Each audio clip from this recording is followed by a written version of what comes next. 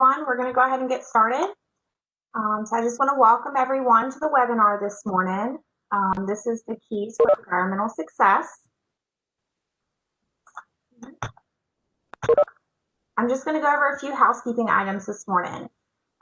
If you look at your screen, at the bottom of it, you can see I have some boxes highlighted in red. Those red boxes down here, so the first one is whether you're muted or unmuted. We do have about 200 people that are registered for the webinar today, so please be sure that your mics are muted. I have the webinar set up to where when you join, you are automatically muted, so you should see a little red microphone with a line through it. If you have any questions, please be sure to utilize the chat box feature. I am the host of the webinar. So if you are having any technical issues or you have a question that you don't want everyone to see, you want it to be like an anonymous question, you can send it directly to me and I will make sure that our presenters today get the question and can address it during the webinar. The next one is the box is going to be down here to your right. This is if you want to see who all the participants are. You also have the ability to open up the chat box bubble so you can see our chats as well as submit your own chats.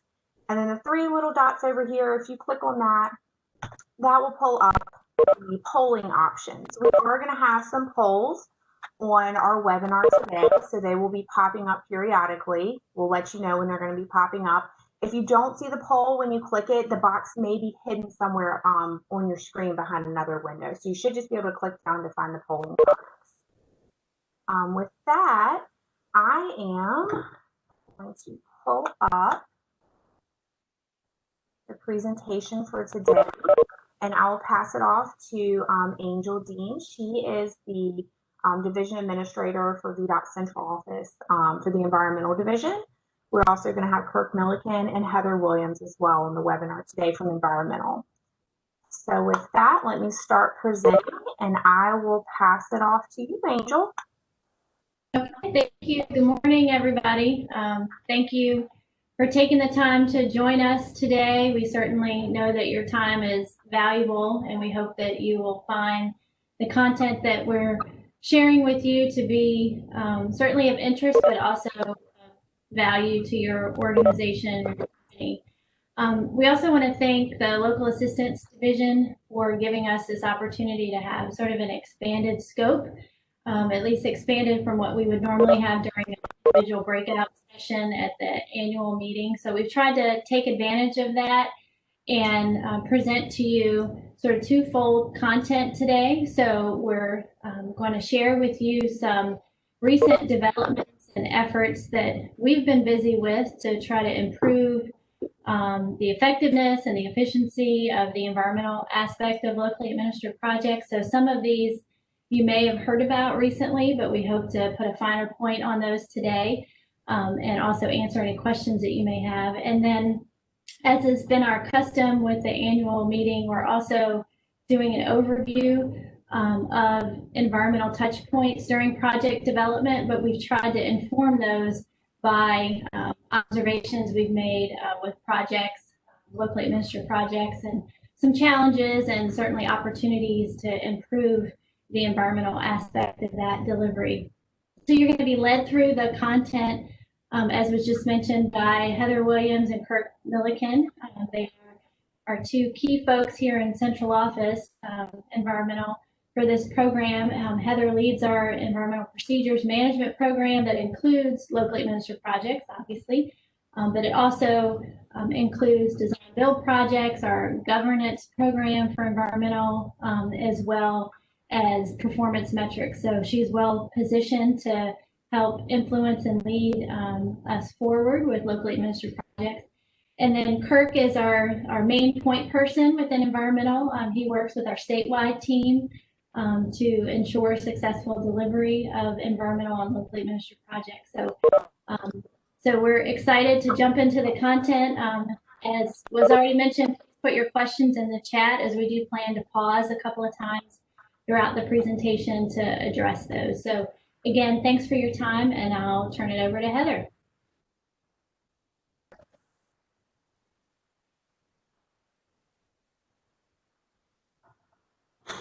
All right, so I'm actually going to kick off the presentation. Next slide. So to start things off, we just want to make sure that the polling feature is working for everybody. So we have a pretty simple question. Is the sky blue? Yes, no, sometimes, and I'm not sure. So really just want to make sure the polling feature is working. And we'll wait a few more seconds for everyone to answer, and then we'll close the poll.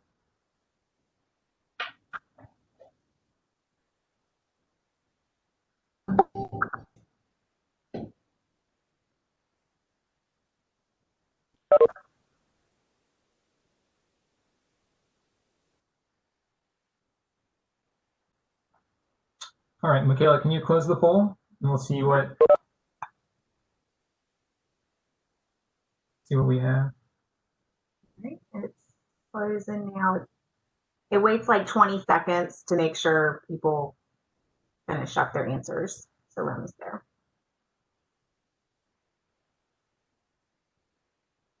Okay. All right, and can everyone see the poll results? Yep, I can see it. So yeah, it looks like we have some concurrence on yes, the sky's blue, and sometimes. So looks like the polling feature is working for the majority of people. And so we have a few more poll questions that we want to start out with just to get a feel for who is watching the webinar. And so we can move on to our second question. That's on the next slide.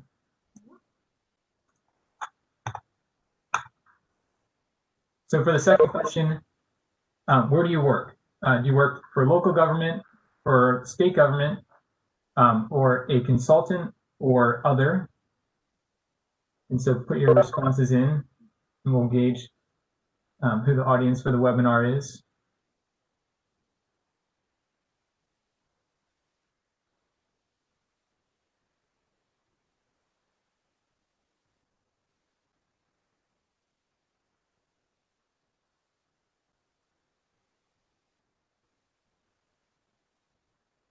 They're still rolling in, Kurt. Okay, not a problem.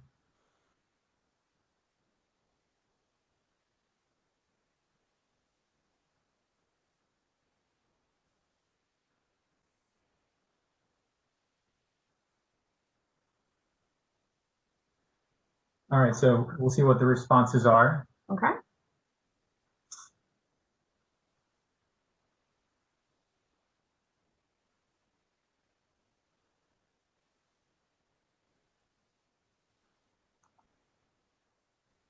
All right, you should be able to see the results now.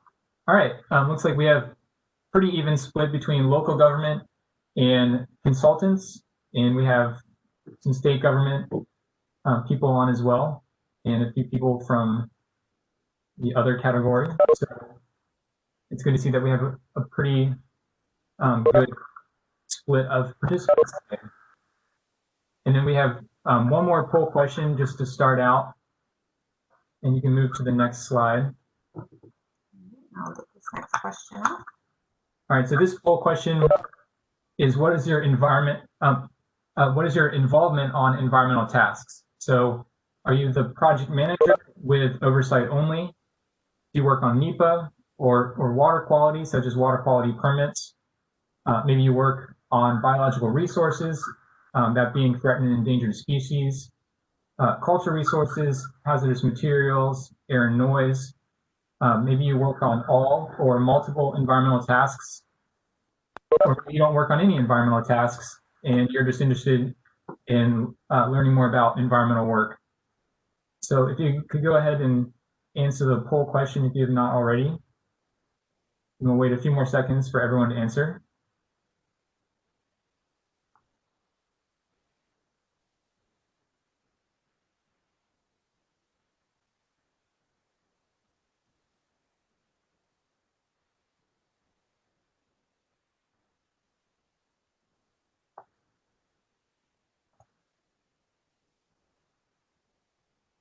Let's see what the results are for that one. Should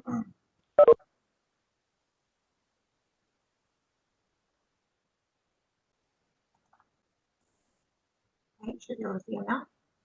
All right, looks like we have a lot of project managers on the call.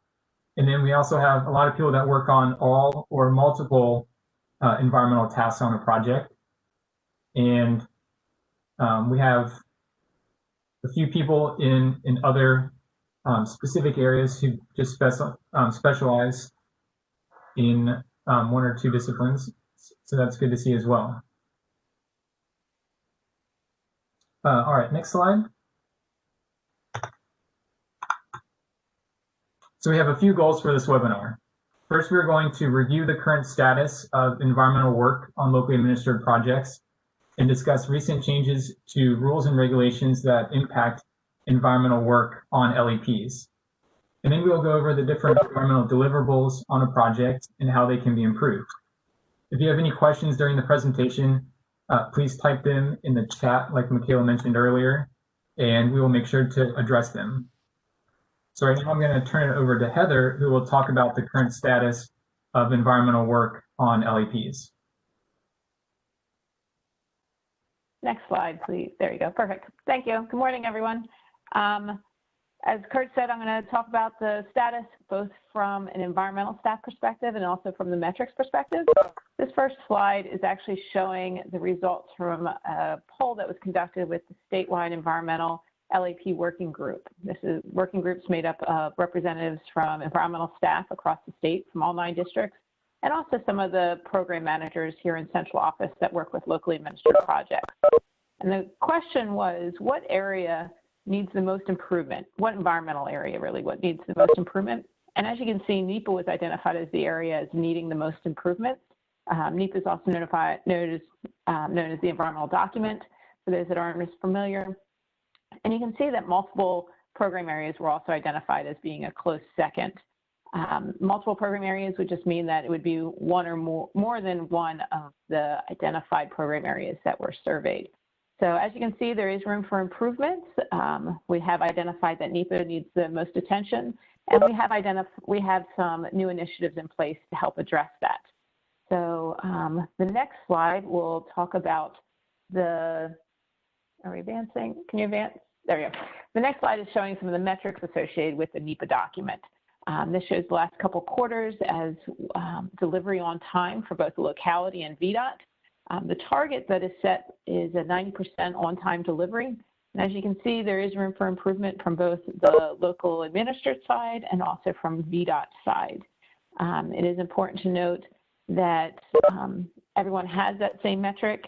And it's also important to note that localities have a greater number of projects the last couple of years. So the percentage of on-time delivery does adjust differently as you combine these two numbers. So it is important that everyone is looking at that same target of on-time delivery for the NEPA documents. We have similar evaluations for all the other program areas. The data is not as extensive for some of the other program areas, so we're not able to create quite the same history that we're able to with the NEPA documents. But all the delivery of tasks are being tracked and are being monitored for the environmental tasks. So we'll go on to the next slide. And this is talking about that performance metrics. Performance metrics, as many of you are aware, is something that is a big deal at VDOT. I'm sure everyone has heard on time, on budget, and have seen the external dashboard, and maybe are familiar with the new RTA scorecard for locally administered projects. So the on-time delivery is something that is very important to VDOT, and the environmental staff is aware of some of the challenges to those metrics and on that on-time delivery. And we are working with the different program areas and the LAD division to make sure that we're meeting those challenges. So the first challenge that was identified is the schedule templates, PWA. PWA was rolled out a number of years ago, and the schedule templates were set. Localities have spoken up and they addressed their concern that some of the templates needed revisions. The project management office has made those revisions, and the new projects are getting those new schedule templates. So that should help a little bit with making sure projects are able to meet the established schedules. We also have heard that some of the rebaselining associated at the scoping phase individuals were only rebaselining actually the tasks that were on the external dashboard. They thought those were the only tasks that were important. Actually, all tasks are being tracked, either by the individual divisions or at different levels. So it's important that all tasks get rebaselined at that same time when scoping is prior to scoping closing, so that everyone is understanding where the tasks need to be completed when are able to track that they're being completed on time. And then the third bullet, the most important one probably, is for on-time delivery of metrics is communication. I know it's something simple, but it's something also that's very difficult for many. So it's important to keep everybody in the loop. So the locality project manager, the VDOT local project coordinator, and then also the environmental contact should all be aware of items as they're changing and as they are advancing. If a project scope changes, it's important to make sure everyone's aware of that change quickly, and so that those changes can be addressed as needed, not waiting until when a milestone meeting occurs and then possibly missing that milestone completion date for those metrics. So those are the main things as to the metrics and the staff view. We'll go on to the next slide. So now you can see where you saw some of the staff views and also some of the metrics associated with environmental tasks. So now I'm going to tell you about some new changes, some new initiatives for the environmental division. The first one that I'll talk about today is the certification program that's being rolled out. Then I'll talk about the collaborative effort of NEPA.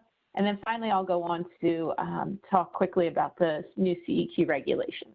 Next slide. So the environmental certification program, this is a new program that's being rolled out by the environmental division. It's very important to note that this is not the same as the qualification program. The environmental certification program is just for environmental tasks, and it would actually be for anyone completing environmental tasks for the VDOT. This would be environmental consultants working for VDOT. It would also be localities doing their own environmental work, or it would also be consultants working for localities doing the environmental work. So that's where there's a little bit of a difference from the qualifications program. The qualifications program, like I said, once again, is by LED, and the environmental certification program is from environmental. And the purpose of this environmental certification program is to help understand the delivery of environmental tasks. It's not to teach anybody how to do all of the tasks associated with the environmental activities. It's to make sure everyone understands VDOT's processes and make sure that items are being delivered and forms and stuff are communicated correctly.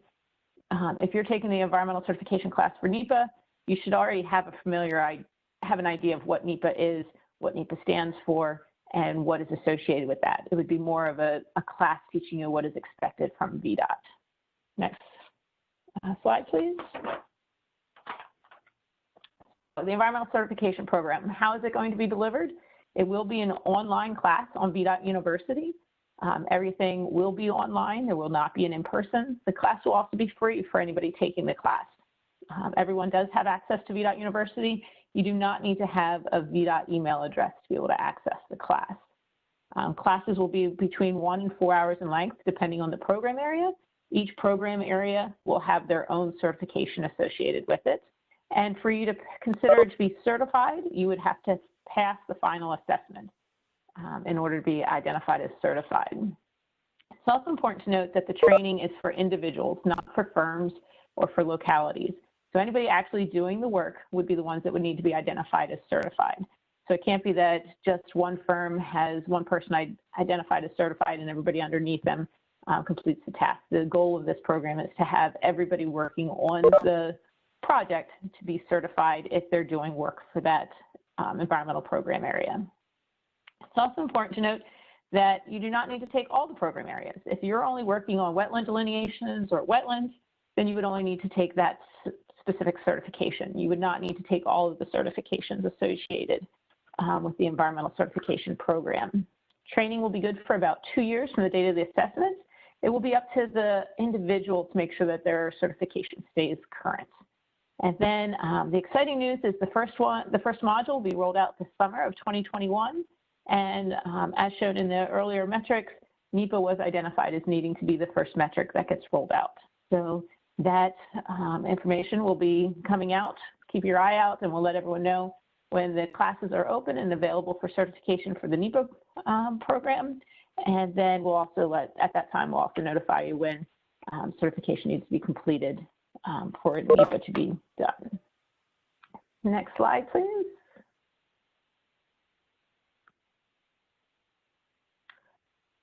Okay, next I'm going to talk about the collaborative effort of NEPA. This table kind of shows the different NEPA documents that are available. The first column is the type of NEPA document. The second column shows who will be managing those NEPA documents. And then the third column is to give you an idea of the number of, or the percentage of NEPA documents that are completed by localities. So what's new with this new NEPA collaborative effort is the last two lines of this table. Localities will continue to manage the PCEs, CEs, and build, no-build EAs, but the multi-alternative EAs and EISs will be managed by VDOT now.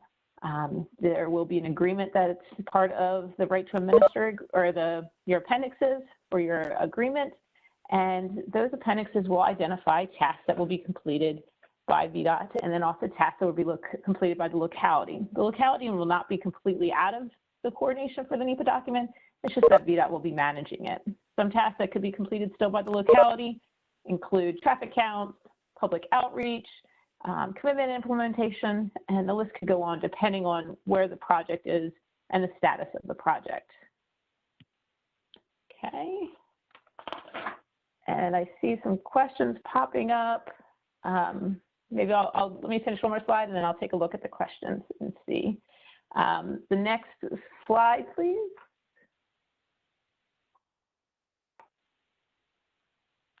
The next slide is identifying why are we looking at multi-alternative EISs and, I'm sorry, why are we looking at EISs and multi-alternative EAs?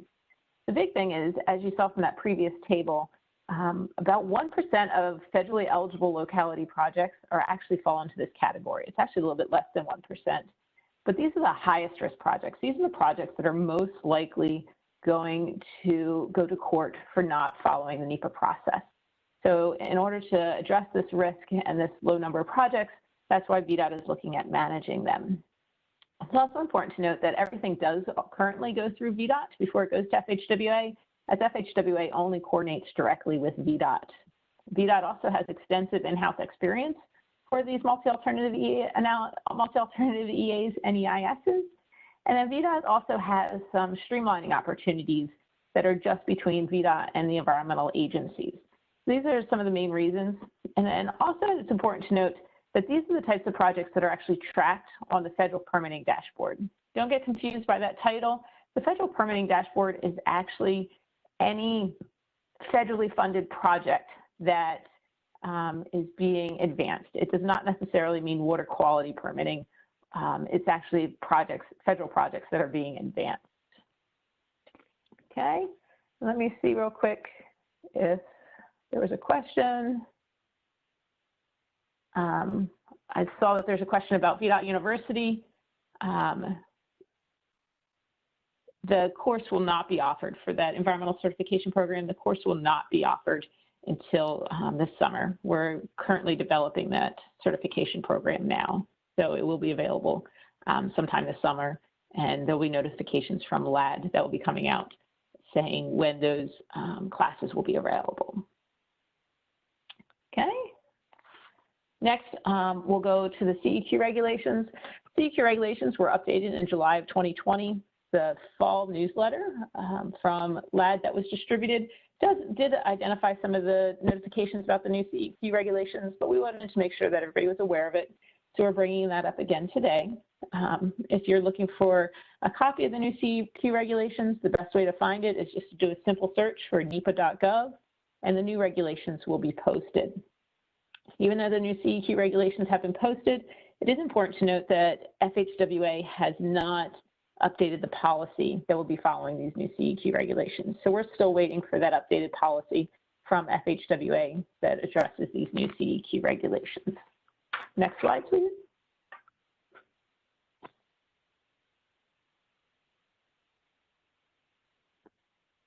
So with the new CEQ regulations, some of the main points that were identified that would be impacting all of us is that EAs are no longer permitted to be longer than 75 pages, and they need to be completed in 1 year.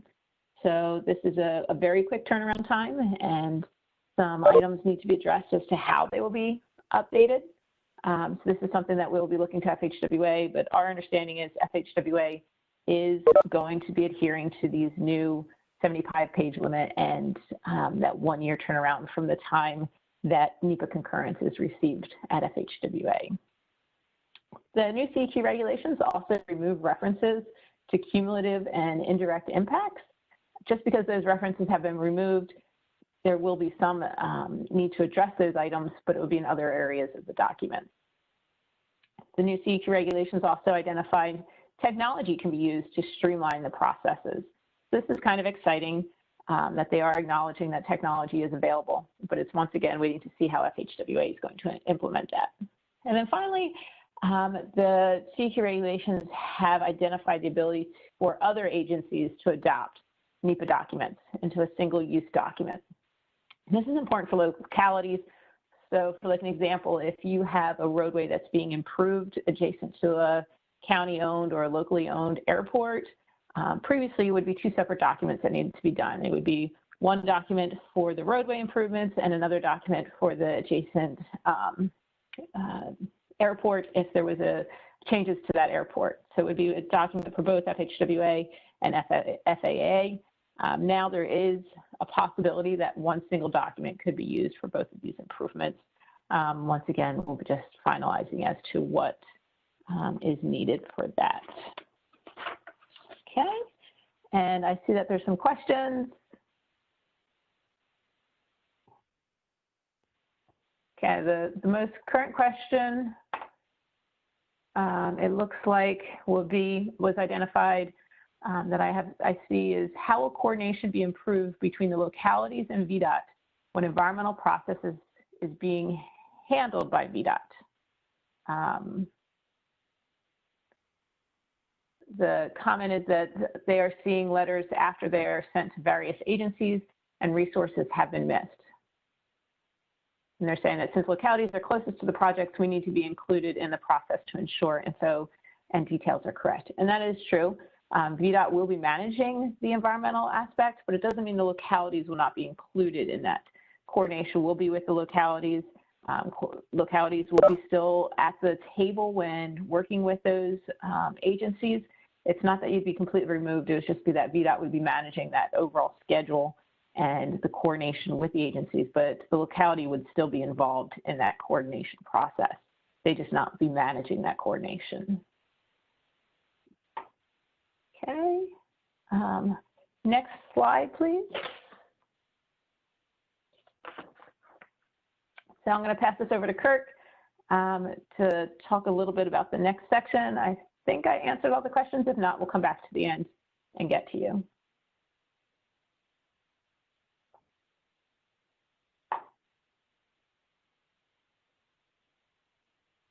All right, thanks, Heather. Now we're going to move on to improving environmental deliverables on a project. And you can advance to the next slide. So first, I just want to review the project development process at a very high level. The project development process guides preliminary engineering work on a project from scoping to preliminary and final design to advertisement. And following advertisement, the project goes to construction. And at each phase, there are environmental deliverables that must be completed. Next slide.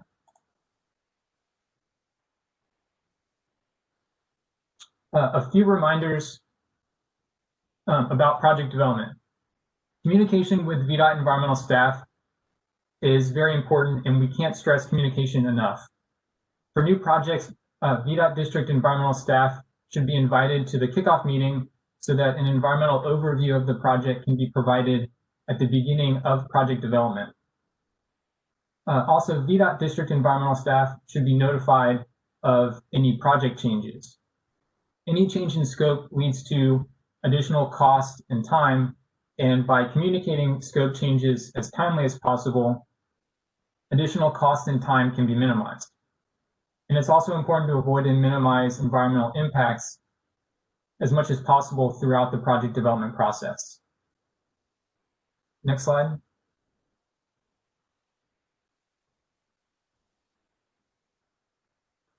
So there are several environmental resources available for localities. One of the most important resources is Chapter 15 of the LEP manual. Chapter 15 is the environmental chapter with detailed information on environmental requirements for a project. Another important resource is VDOT district environmental staff in the VDOT district where your project is located. The contact information for VDOT district environmental managers can be found on VDOT's website by searching for environmental managers, simply enough. And the district environmental manager or their designee can help answer any environmental questions that you may have. And one other resource is the VDOT forms website, where blank copies of all the environmental forms are located. The URL for the forms website is provided on this slide. And you can also find a link to the forms website by searching for forms on the VDOT website. And next slide. So now I'm going to move into talking about environmental deliverables that are part of the scoping phase. And on the next slide, we have another poll question. And so, are you familiar with the project early notification form, also known as the EQ 429? You can answer yes, no, and I'm not sure. Maybe you've heard of some EQ forms in the past, but you're not really sure which ones you've heard of, and this one doesn't really sound familiar. So please go ahead and answer that question if you've not already done so. We'll wait a few more seconds for everyone to answer.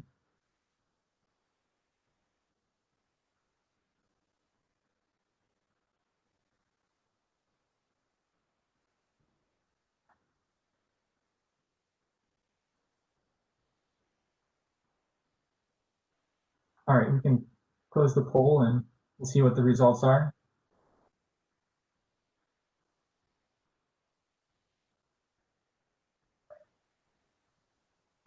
Closing. I'm just waiting for it to finalize everything. Okay, thanks.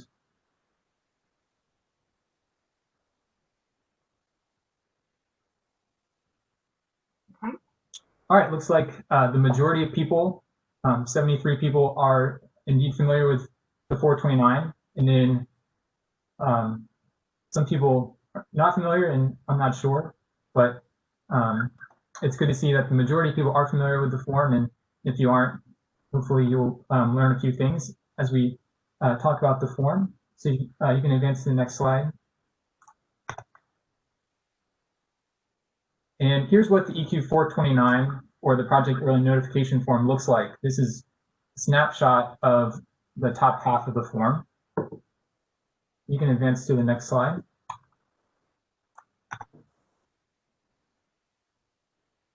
So what is the EQ 429 and why is it important? It provides background information on the project, including project limits, the project scope, the funding source, such as state funds or federal funds, the existing and proposed conditions, and any information on stream crossings. So when a completed EQ 429 is submitted to VDOT, it initiates VDOT Environmental's review of the project, and the project is then entered into VDOT's CEDAR database. And so CEDAR is an internal database where we store environmental information and documentation. And so one important thing to note is that the project scope does not need to be finalized prior to submitting the EQ 429. You should have an idea of the project scope and the project limits when submitting the form, but the specific scope does not need to be finalized when you send the 429 to VDOT. And next slide. So a few reminders about the EQ 429 that can help make your project successful. Make sure to submit the form to VDOT early, as in before the design has started. By submitting the form early, any environmental impacts can be minimized from the beginning of the design phase and environmental work can be streamlined. It's also important to complete all sections of the form and include a topography map depicting the project limits. The map will help show VDOT environmental staff exactly where the project is located and the extent of the project limits. You can move on to the next slide. So another form that is used during the scoping phase of project development is the NEPA document concurrence form shown here. And next slide. So the NEPA document concurrence form is used to confirm the correct level of NEPA document on a project. When the form is submitted, there should be a well-defined project scope, and the locality submits the form to VDOT before beginning the NEPA document. VDOT then submits the form to FHWA for review and concurrence. So the line of communication is always from the locality to VDOT and then VDOT to FHWA. The form is required for categorical exclusions and environmental assessments, but not required for programmatic categorical exclusions, also known as PCEs. For PCEs, although a NEPA concurrence form is not used, early coordination with VDOT is important so that the district environmental manager can confirm that a PCE is the right level of NEPA document for a project. And the environmental certification program that Heather mentioned earlier will further help guide localities and consultants in the submittal of the NEPA documentation concurrence form. Next slide. And there are a few things to keep in mind for the NEPA concurrence form to avoid any delays or confusion. You want to make sure that the form is submitted to VDOT early before starting on the NEPA document, and that includes before starting any studies or coordination efforts that are required for NEPA. The project scope described in the concurrence form should be clear and accurate because any scope changes after submission of the form will require coordination with VDOT environmental staff. And depending on the degree of any scope change, additional coordination with FHWA may also be required. And that additional coordination will take additional time. So it is also important that the correct level of NEPA document is identified. There have been instances when a locality submits a NEPA concurrence form late alongside a completed CE. And it turns out that a PCE would have been acceptable on the project from the beginning. So even though the locality completed a CE, they could have done a lower level PCE. And so that lower level document, if applicable to the project, will save the locality both time and money. And another reminder is to complete all sections of the concurrence form, including the information on fiscal constraint. For fiscal constraint, you must confirm that the project is identified in the statewide transportation improvement program, as well as the MPO's long-range plan. You must also confirm that the project has logical termini, independent utility, and that the next phase of funding, such as funding for right-of-way, is available. Fiscal constraint is one example where the locality needs to reach out to the right people and resources before submitting the concurrence form. Fiscal constraint is very important in determining if a NEPA decision can be made by FHWA. And just a reminder regarding the collaborative NEPA work that Heather touched on earlier for higher level NEPA documents. VDOT environmental staff will complete EISs and multi-alternative EAs for LAPs, and in doing so, VDOT staff will also complete the NEPA concurrence forms for those projects. So I think there's a few questions that have come up. There's one question, will the BCE level document for NEPA be coming back anytime soon?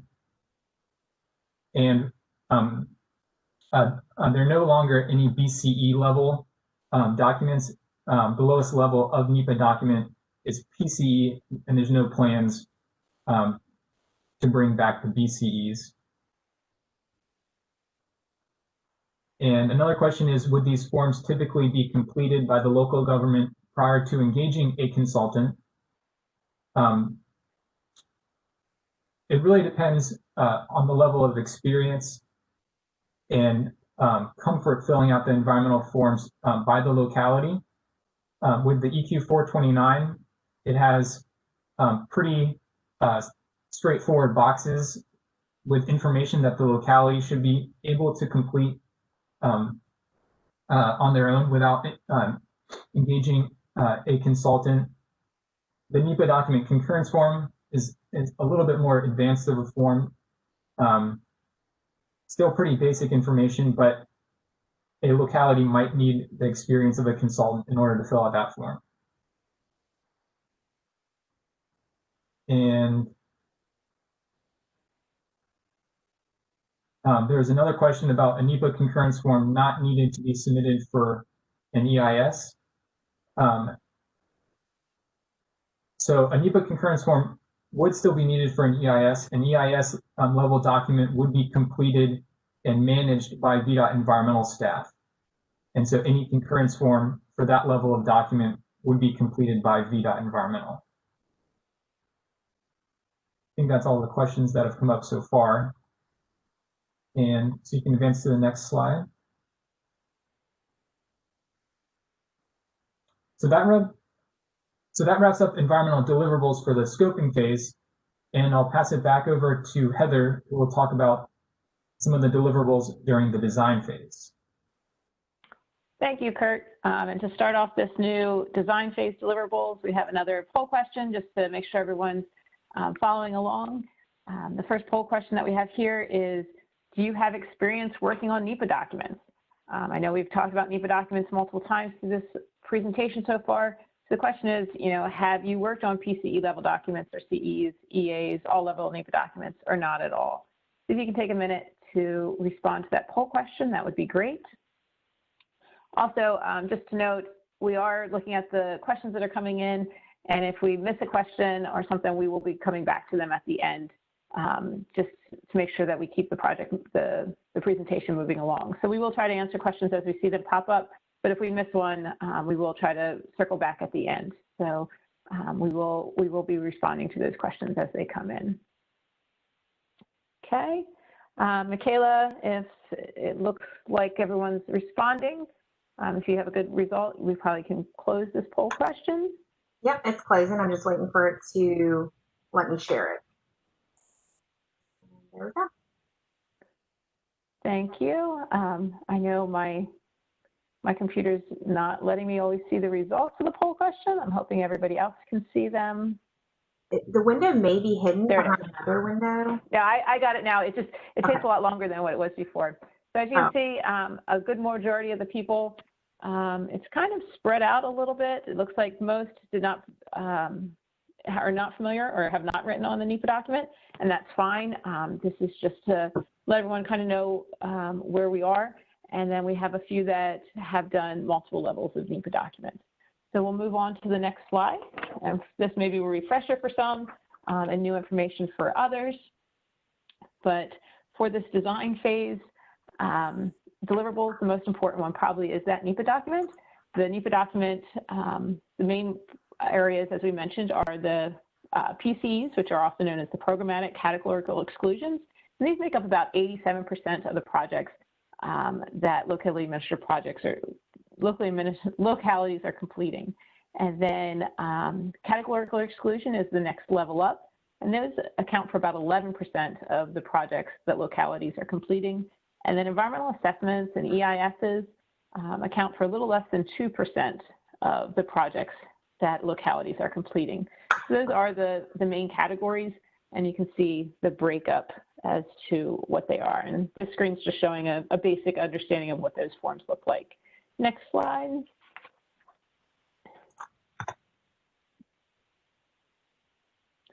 So the NEPA document is to disclose the effects a project has on the environment.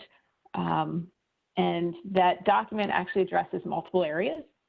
Some of the areas include, but are not limited to, cultural resources, threatened and endangered species, permits terminations, air and noise reviews, hazardous materials, and then there's many more. The NEPA is understood as a large umbrella of many regulations and policies and requirements all underneath that umbrella. It's important to note that each NEPA document is unique. We do have standard forms but just because you're doing a turn lane in one location doesn't mean the NEPA document is going to look the same as a turn lane in another location. So that's just something to keep in mind. We can move on to the next slide. So what are some important reminders when you're completing the NEPA document? First and foremost is complete all the sections. As I mentioned, we do have those standardized outlines and guidance materials for all the levels of NEPA document.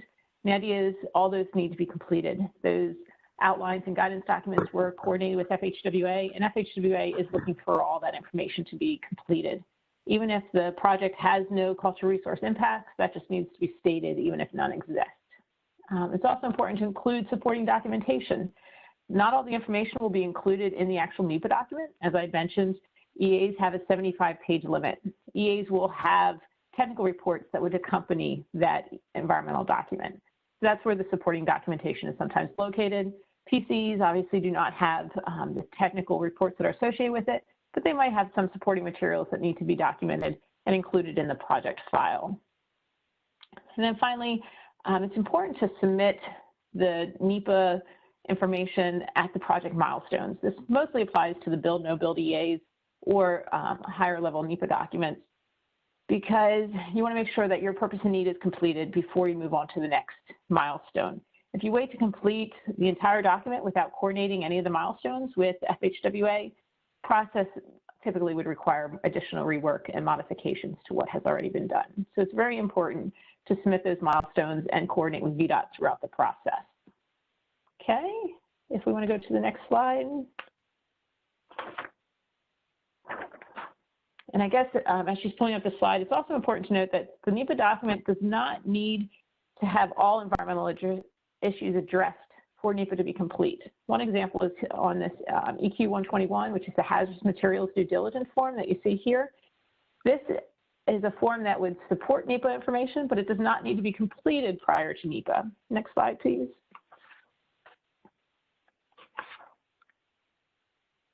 Is it changing?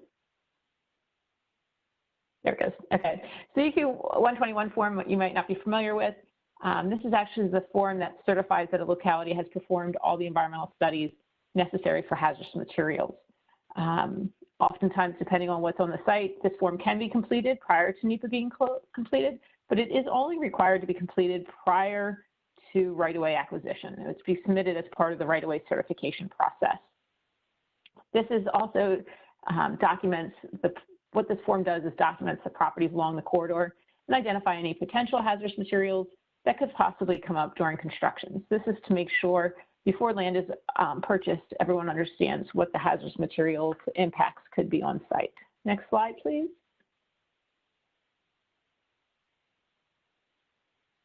And so some important reminders for the 121 form is it needs to be submitted before right-of-way acquisition. As I said, it does not need to be submitted for NEPA, but oftentimes it can be completed before NEPA so that everything's signed off and completed. And most importantly, it's important to sign the form. I know it's a simple thing, but if this form is not submitted until the right-of-way certification process and it's not signed, it could delay the acquisition of right-of-way tasks from beginning, because this form does need to be signed in order for the acquisition of right-of-way to begin. Next slide, please. Okay, and now we're going to get into the advertisement deliverables. I think I have another poll question coming up if you want to turn that to the next slide. The poll question is just to make sure that you're staying on top of things. I know we had mentioned multiple times about T&E, and the question was, well, what is T&E? I'm hoping everyone knows. There was a little tidbit in the beginning identifying what T&E stood for, but we'll see if you understood. The first one was, the question is it technical and effective, threatened and endangered, trespassing and exclusive, or tiny and extreme? So this is just another question to see everyone's understanding of what T&E is. And we all know VDOT has many acronyms and abbreviations that we all need to keep track of. So if everyone can finish their poll question.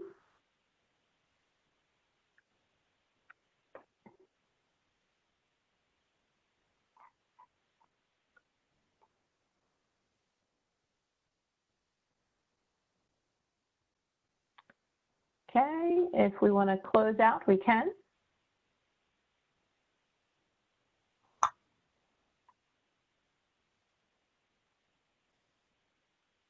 right, and you should be able to see the results here in just a second.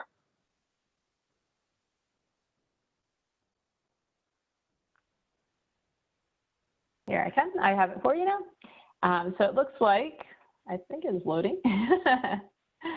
It looks like everyone got it either right or they're multitasking and did not answer. So I'm glad to see that we have 100% accurate on that poll question. And we'll go on to the next form that needs to be completed. And the next form that we want to talk about today is the EQ 555. This is the natural resource due diligence form. Some exciting news about this form is this form is scheduled to be updated sometime in 2021. So we will keep you informed as this form gets modified. We will be reaching out to different representatives for some input, but this form is scheduled to be updated. So keep your eye out on that. Next slide, please. So some of you might be wondering, what is the EQ 555 form? I know that was a small picture of it. Actually, this is where the locality certifies that necessary natural resource studies have been completed. The form includes requirements for water quality permits, mitigation or stream wetlands, or stream impacts, and then also it has threatened and endangered species, and then any consultation that was required for those threatened and endangered species. This is needed for federal authorization for construction. So this is done later on in the process. Once again, this is important that it is completed to document this information. Next slide, please. Some important reminders for this 555 form is that the T&E reviews need to be up to date. Even if the project completes the EQ 55 and does the T&E review and everything's good to go early in the process, the T&E does need to be updated periodically at the project milestones, and then typically also right before the project is requested for advertisement. And it's also important to include supporting documentation. This is to make sure that we have the project file complete, that the T&E coordination was completed, and that all features were incorporated. And then once again, the form just needs to be signed. I know it's a simple reminder, but this can quickly delay a project if you have to track down a signature at the last minute. So this is some important reminders when looking at the EQ 555 form. Next slide.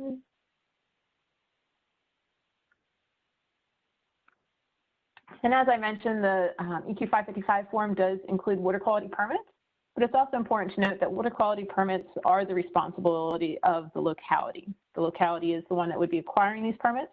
Typically, the permits are acquired during the design phase. The exception would be for design build projects. Design build projects, it's typically the design builder is actually responsible for getting the permits. So that's slightly different process for the design build, but other than that, the permits would be acquired prior to project advertisement, and it would be the responsibility of the locality. It's also important to keep in mind to have the right permits or make sure you're communicating effectively with each other, both consultants and localities and VDOT. I know we have an example where a locality asked their consultant if the permits were required for the project. Consultant said, yes, everything's good to go. And then when it came to advertisement and they were ready for advertisement, it was determined that only the ENS permits were required and not the water quality permits. So there are multiple levels of permits, and then the same project could have permits from multiple agencies. So you can see BMRC, DEQ, Army Corps, and also the Coast Guard are all different entities or agencies that would be issuing permits.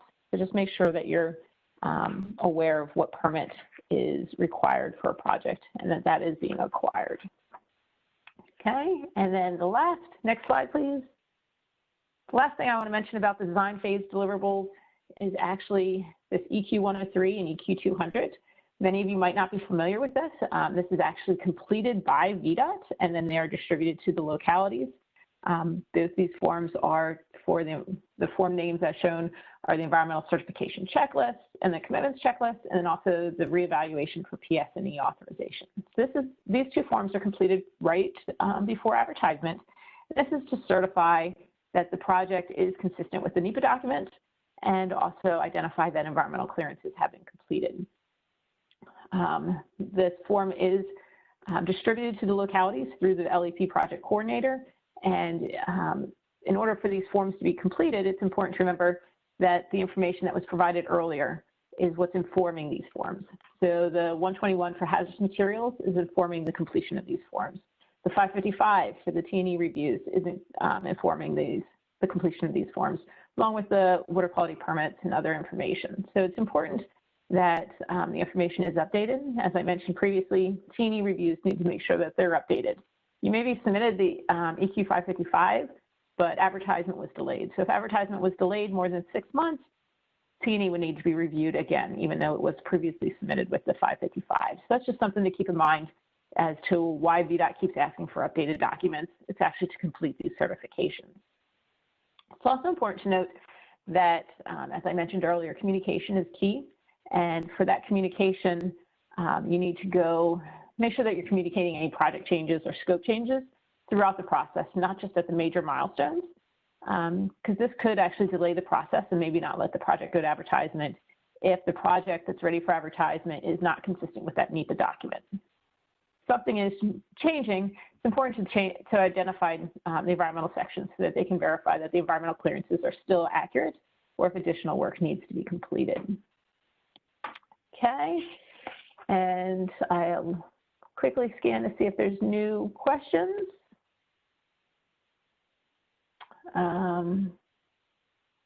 There was a question regarding NEPA documents, that the project needs to be fully funded to complete the NEPA document.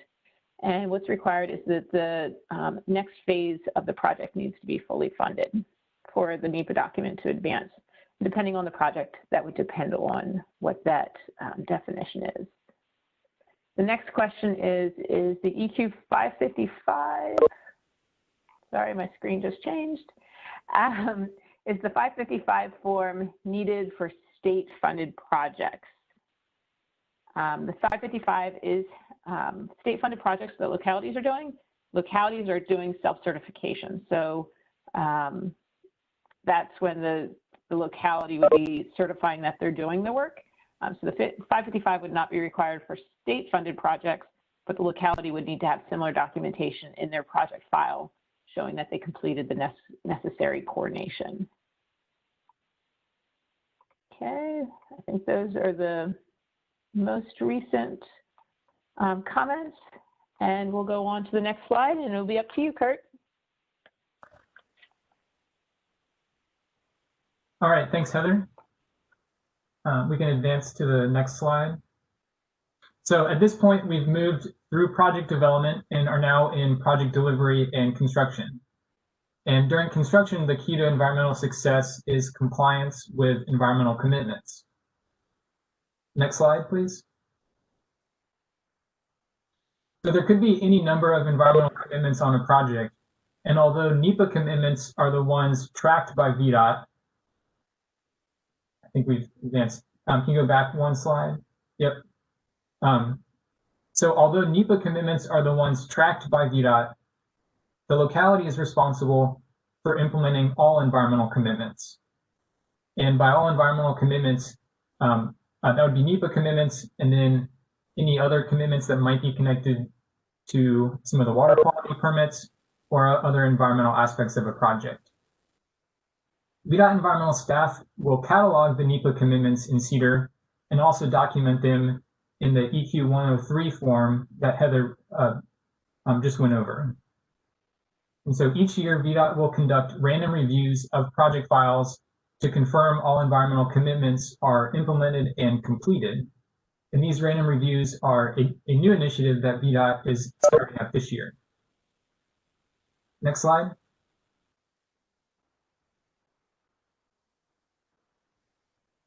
So to wrap up, I just want to review some of the keys for environmental success that we've been talking about. Proper coordination will help a project succeed. You want to involve VDOT district environmental staff early and communicate with them often. VDOT environmental staff is available to help localities answer any environmental questions that may pop up throughout the course of a project. And if any changes are made to project scope, make sure those changes are communicated to VDOT environmental staff as soon as possible. Also, make sure to utilize Chapter 15 of the LEP manual to guide the completion of environmental tasks and forms. There's a lot of helpful information in Chapter 15 to help you through environmental work during project development. The certification program that Heather previously mentioned will help improve the delivery of environmental work. And that certification program will start with a NEPA module that will help improve the on-time delivery of NEPA documents. And lastly, collaborative NEPA will help guide environmental work on large-scale projects that require EISs and multi-alternative EAs. And so with that, that concludes the presentation. And at this time, we'll answer any remaining questions that have come up. And you can advance to the next slide, Michaela. And the next slide has the email address for myself and also Heather's email address. If anyone has any follow-up questions after the presentation, feel free to shoot us an email and we'll get back to you with those answers.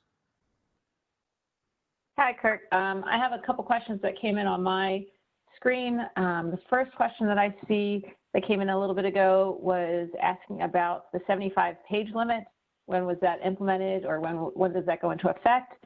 And actually that 75-page limit started on September 14th, 2020, but it would be for any projects that started after that date. So projects that were already in the works do not have that 75-page limit.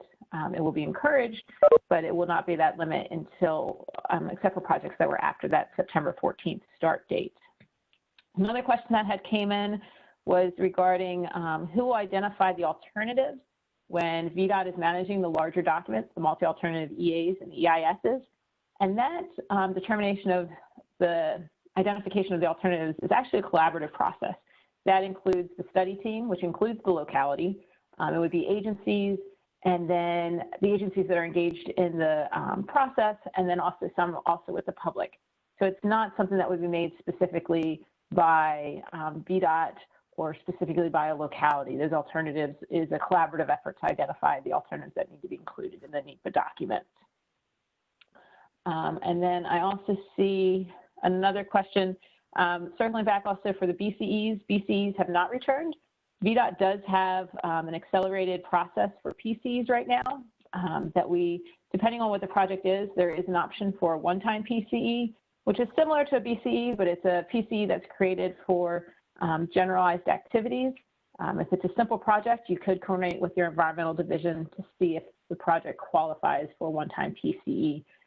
Currently, we have about 11 categories that qualify for that one-time PCE. It's not the same as a BCE, but it is a streamlining opportunity that is available for us that we're used to the BCEs.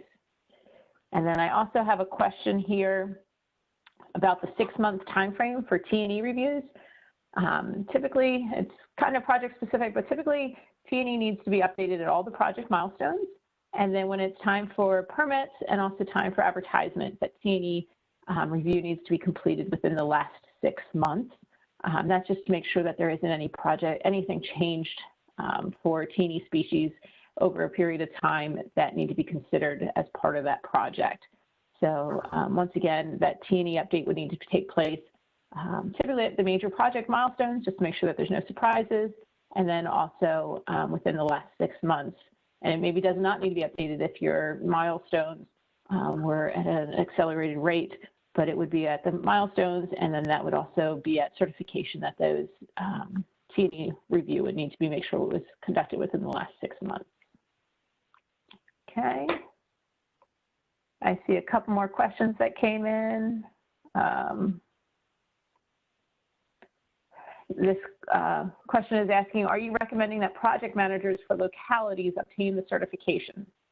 At this point, it depends on the level of environment, I would say, for those specific project managers. If you have a consultant on board that would be completing the environmental document for NEPA, would be if they're completing the environmental document, the project manager would not be required to be completing that certification. You would be expecting, though, the consultant that you have hired would need to be certified for that NEPA document. That's important to keep in mind, is that anybody that's doing the work needs to have that certification. Some of the information is for the individuals that are practicing that, so some of the terminology and stuff is not super basic. But at the same time, if a project manager wants to better understand what is required and what is being done and the forms that need to be completed, they're welcome to take that certification class also. And then the next question that I see is, will the LAP manual be updated based on FHWA VDOT guidance, direction from CEQ updates? Once we receive that updated guidance and direction, if necessary, we will be updating the manual, and we'll be coordinating information through local assistance division as updates or changes are made. But at this time, the manual is not being updated for those CEQ regulations quite yet. We're waiting on final guidance from FHWA. Kurt, did you see any other questions that came through that I missed? I do not see any other questions on my end.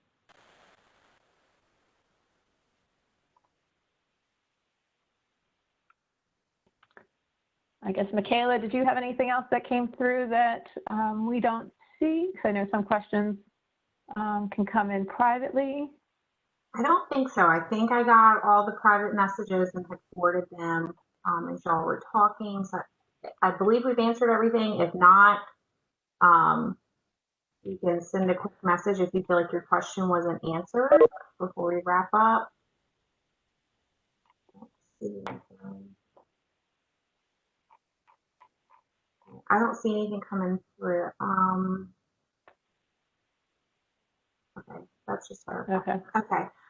So with that, I guess we can go ahead and wrap up. I do just want to remind everyone, we did record today's webinar.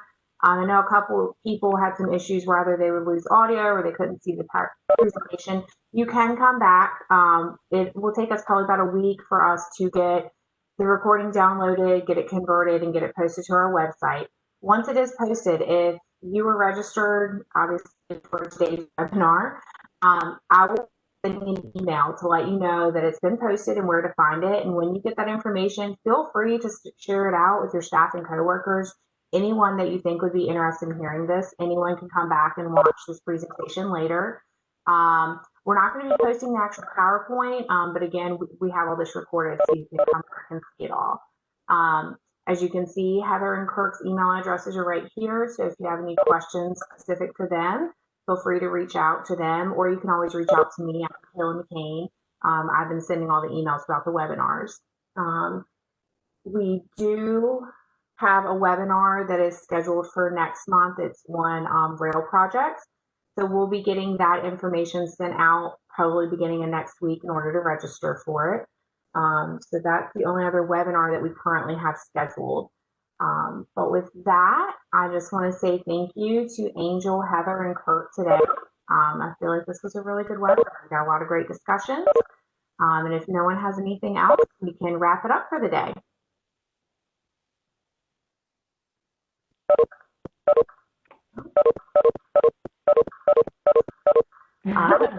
Thank you. All right, thank you. Nice job, folks. Thanks.